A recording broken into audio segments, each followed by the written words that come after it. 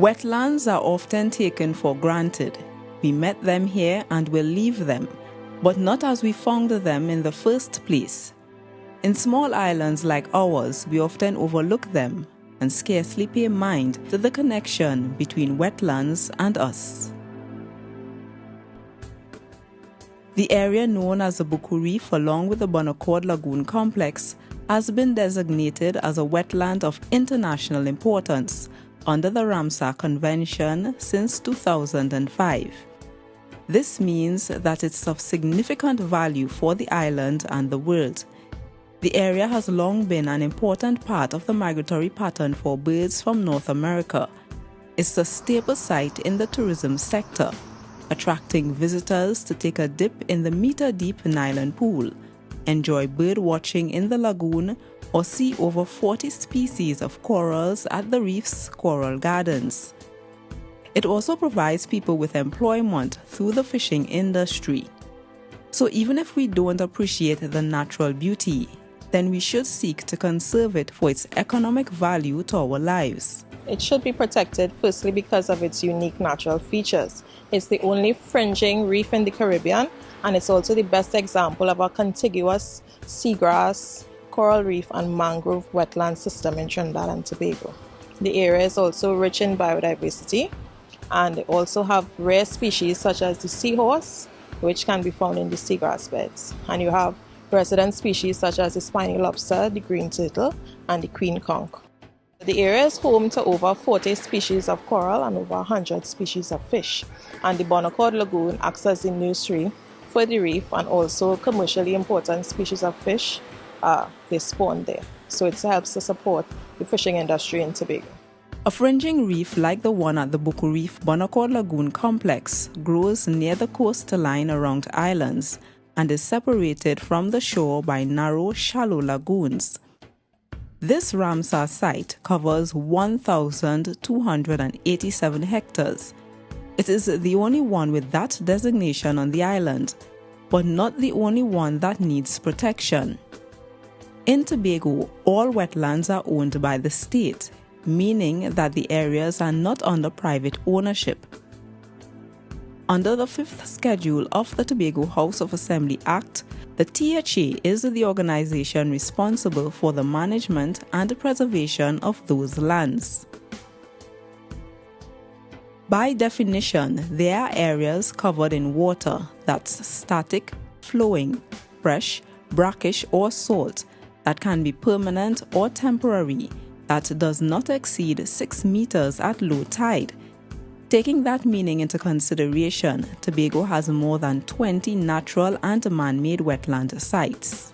Mainly, the ones we recognize most or tend to identify most as wetlands are the mangrove swamps, right? We have here at Baku, right? Also at Baku Bonaccord, also at Pitichu. Then there's Kilgwin. Those are some of the larger areas, right? We also have some marsh areas. Right, most recognizable is here at Baku as well, the Baku Marsh. We also have some at Studley Park, Granby area there. Have some marshes as well, and some other areas. But those are the two main types.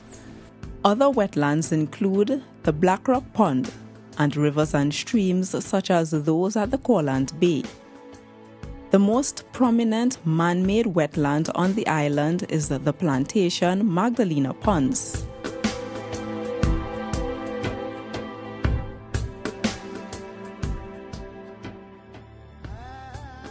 Wetlands are often seen as smelly places to avoid, and sometimes they are dumping grounds for garbage, as people don't understand the critical role they play in our survival. Over the decades, these ecosystems have been degraded or wiped out entirely due to commercial and tourism development, overfishing, illegal hunting, land clearing and erosion, water pollution from domestic waste, and siltation due to agricultural and quarrying activities. What I've learned so far, which is more or less like a refresher for me, is the different types of wetlands and especially the importance of the wetland. What was a bit negative is the dumping. We know that this wetland is so important to us, and to see so much dumping taking place here is really heartrending. People tend to not regard wetlands very highly, or so it has been historically, right? And so they will see these places, they go down there, there's a strong scent of this kind of rotten egg scent from the hydrogen sulfide. They'll say, let's fill over that place with dirt and backfill it and, make valuable land. Not knowing that the wetlands themselves are very valuable. Well, that is long ago, we think, right? Or we'd expect, right? And they used to be used as a dump. Also, in terms of the wood material is very strong, because remember, these things are growing in salt water or brackish water. So they are very sturdy and could withstand, a lot of weather conditions and so forth. So they used to be used a lot in that regard, also for fire, coals, for fuel. It used to be used. Cutting down the mangroves in the name of development, that often happens. You see a nice beach area and there's a mangrove there, you want to build a big facility. First thing, you cut down the mangrove to put some kind of, permanent structure. Those things are not really sensible. But in order to sustain our lives, we have to protect the wetlands. And one way of starting the awareness of their importance is educating our young ones about this part of their natural environment. Black, white, red, mangrove, crabs,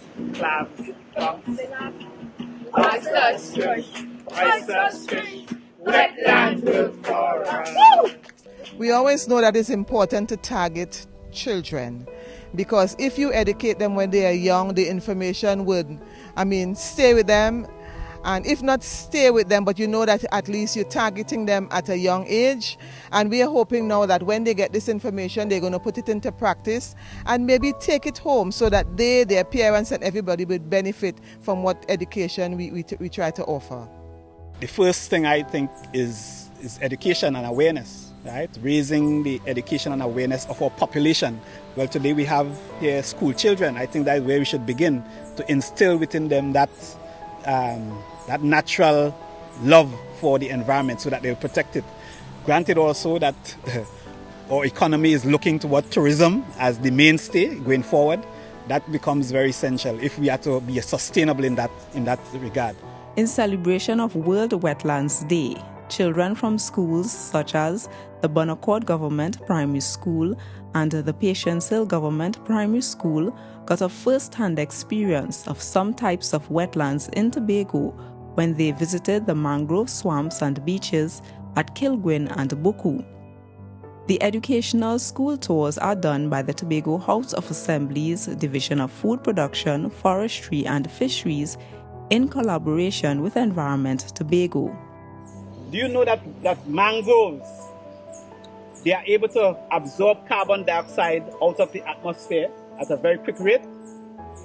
Well, I don't think that you would have known that, right? But yes, they are able to take carbon dioxide from the air and make it into sugar, right? So that the animals can feed on it and get energy from that source, right? If you notice, there are a lot of leaves around. You notice how many leaves? Yes. Right, because the leaves, they convert solar energy into sugar at a very fast rate. And then that sugar now becomes available to the fish and other animals, crabs and so forth, that live in the mangrove.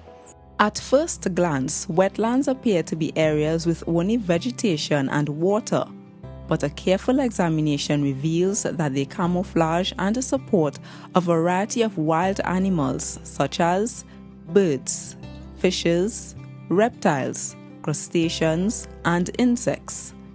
Of course, many different kinds of organisms live in the mangroves, right, or in wetlands generally, right? So in that regard, as a reserve for biodiversity, they serve as that.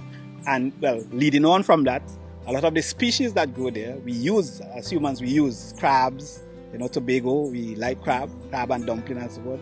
Mangrove that's the habitat, that's the main habitat, right?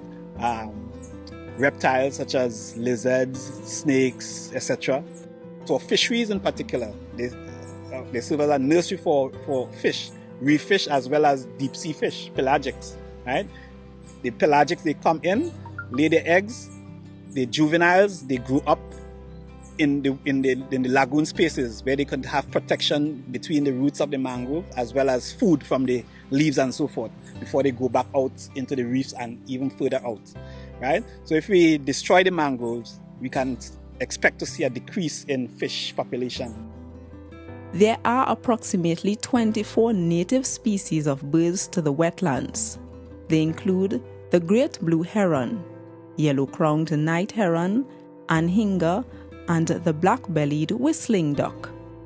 Shorebirds like the mangrove cuckoo, snowy egret, and the purple gallinule stay around the edges of freshwater wetlands, mangroves, and swamps. There are also thousands of migratory birds that visit for food and warmer weather conditions. The migratory waterfowls, like the white-cheeked pintails, are attracted to large bodies of open fresh water.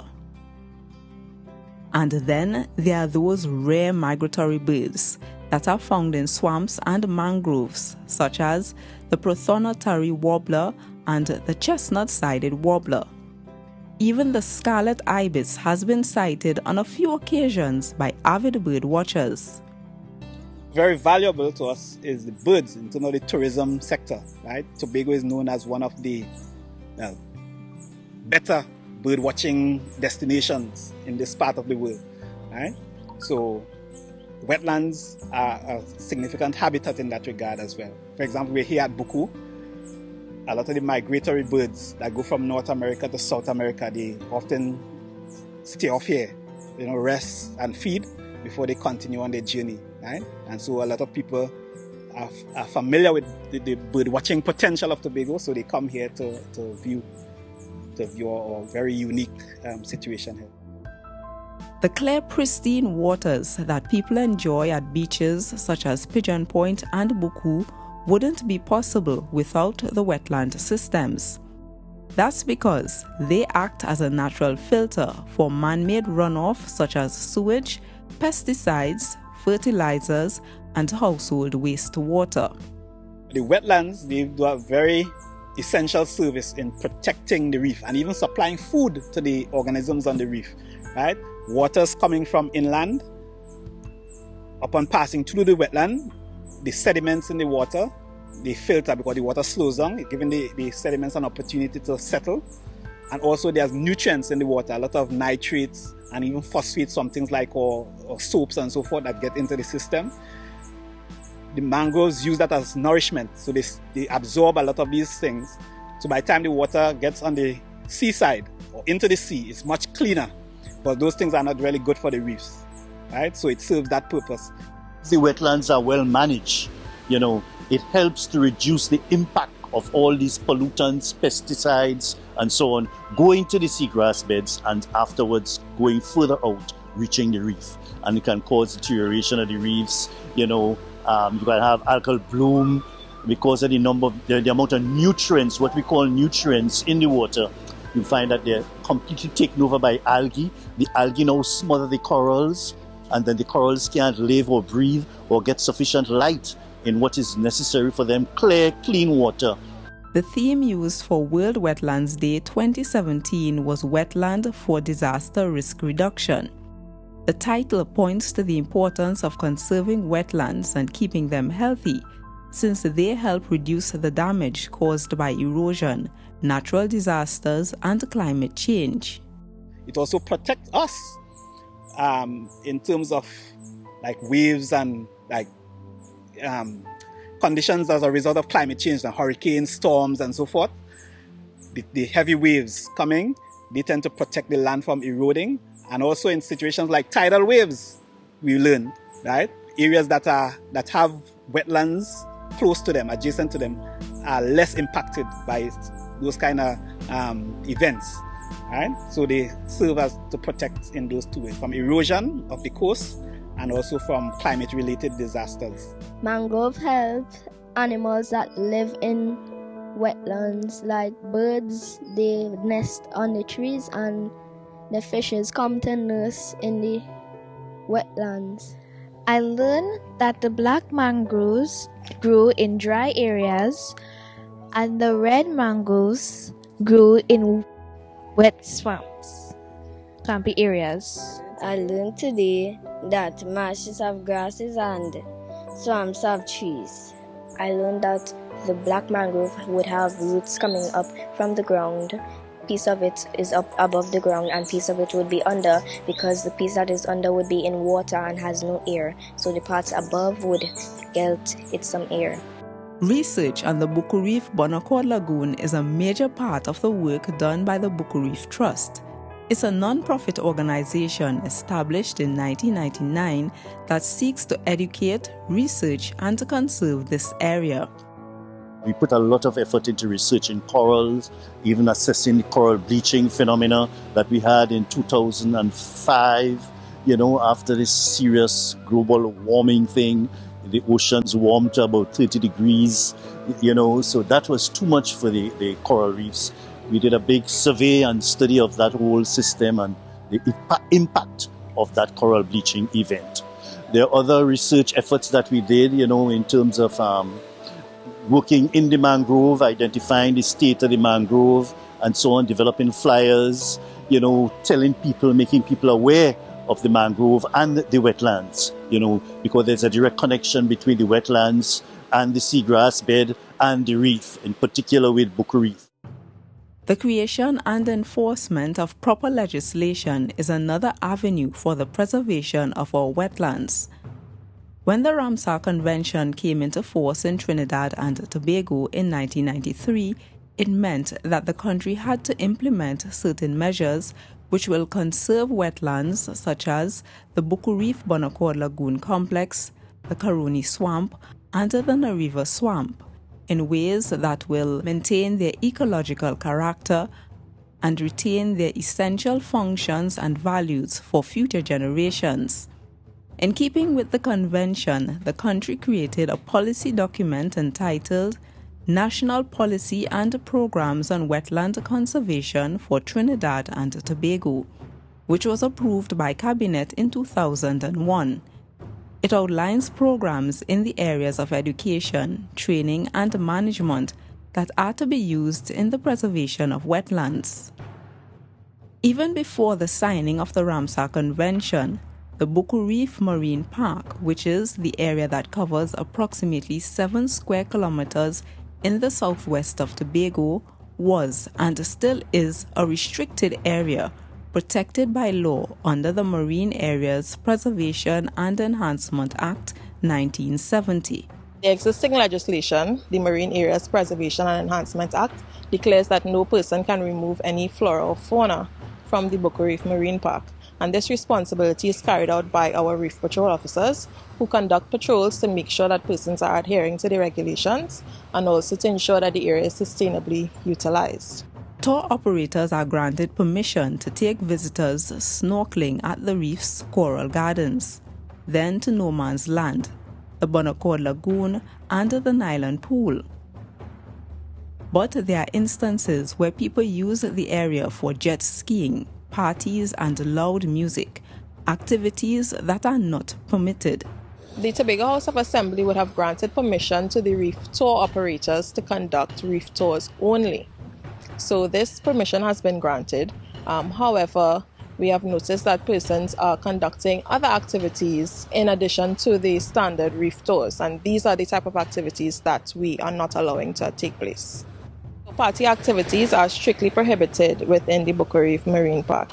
It is a protected area and a very sensitive environment, and as such, these activities are not allowed to take place there. When you have large numbers of persons, it exceeds the environmental carrying capacity, and also you have to consider garbage and garbage disposal, particularly with respect to plastics and the damage that this could do to marine life.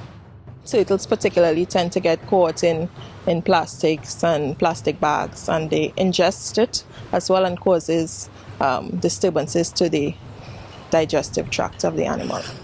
There aren't specific laws protecting the wetlands, but there are over 20 pieces of legislation that can be linked to the conservation of wetlands. They can be used to impose fines and curb the negative impact on these areas.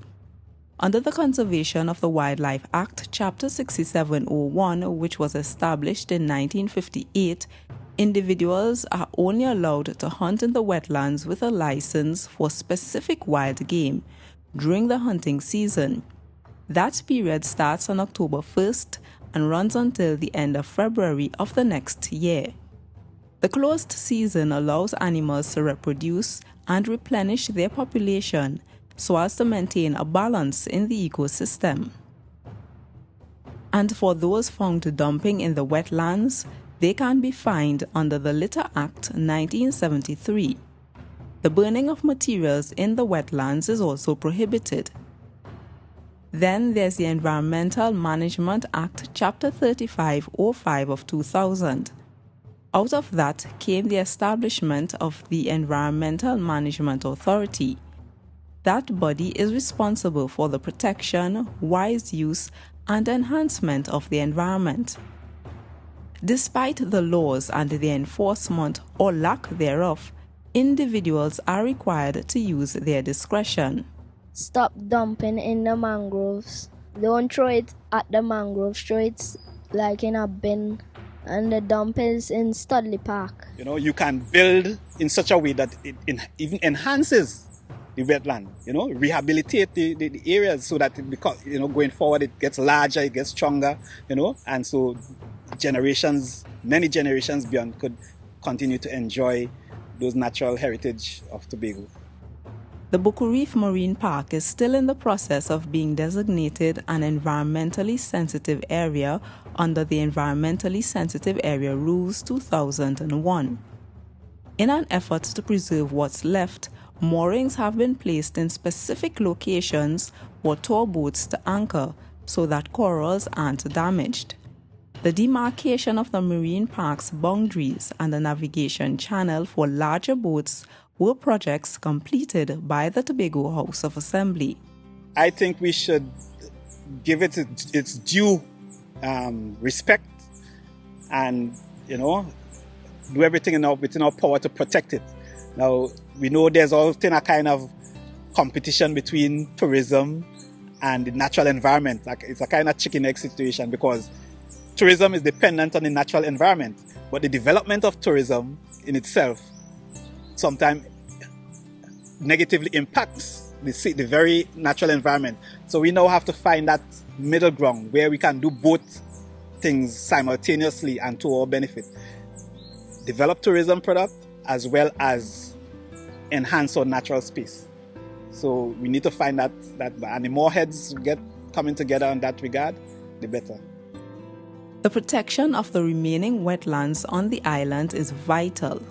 A world without wetlands means increased spending to reinforce infrastructure, less food due to the destruction of breeding sites, increase in the price of certain goods, a higher unemployment rate, more severe effects from weather conditions and climate change, greater destruction to coastal communities, and a loss of our natural culture that visitors and future generations will not be able to experience for themselves. It plays such an important role on our island, you know, from the fact that they protect our coastlines to the fact that there are nurseries for fish and people earn their living here. So it's important that we learn that we need to preserve such a treasure. Black, white, red, mangrove crabs, clams, conchs, lobster, shrimps, oysters, fish, wetlands work for us.